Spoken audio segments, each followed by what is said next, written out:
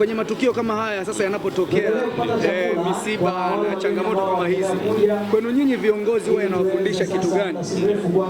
Yaani kikubwa kwenye misiba kama hii tunachojifunza ni kwamba swala la kifo ni la kila mmoja wetu.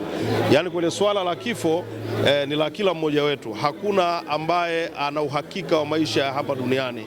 Kwa maana uwe kiongozi wa kisiasa, uwe kiongozi wa kidini, uwe kiongozi wa kimila, uwe kijana, uwe mtu mzima, uwe mwanamke au mwanaume, ni lazima tujue kwamba swala la kifo ni la kila mmoja wetu. Kwa hiyo tunapohudhuria katika misiba ya namna hii, tunajifunza kuendelea kuishi kwa wema, kuishi na watu vizuri, kwa sababu maisha hapa duniani ni maisha mafupi sana, na kifo hakichagui yeyote. Mwenyezi Mungu anapoamua kumuita mja wake anamuita yeyote bila kujali chochote. Kwa hiyo sisi kama viongozi tunajifunza kwamba ni lazima tuishi vizuri kwenye jamii, lakini tuyaishi maisha ambayo yanampendeza Mungu, kwa sababu kifo hakichagui yeyote. Tumeona bibi yetu Mama Kuihaya amefariki tarehe 29, ambapo ni mbio kabisa za kumaliza mwaka 2025 kuelekea 26.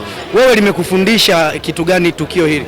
Kikubwa moja ni kuishi kwa upendo. Ukiangalia tangu mama yetu atutoke, nadhani leo ni karibu siku ya 4 ya 5, unaweza ukaona namna gani ambavyo watu wametoka pande tofauti tofauti za nchi yetu, wamekuja Dar es Salaam, tumewaona leo Mwanza, tunawaona kwa wingi.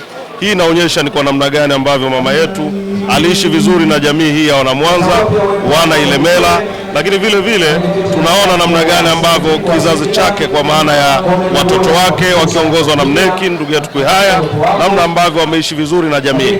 Kwa hiyo msiba kama huu sisi unatufundisha kwamba lazima tuishi vizuri na jamii, ni lazima tuishi vizuri na watu, kwa sababu maisha ya hapa duniani ni maisha mafupi sana, ni maisha mafupi sana ambayo hakuna anayejua ni lini ambavyo Mwenyezi Mungu atamuita kutoka katika uso huu wa dunia.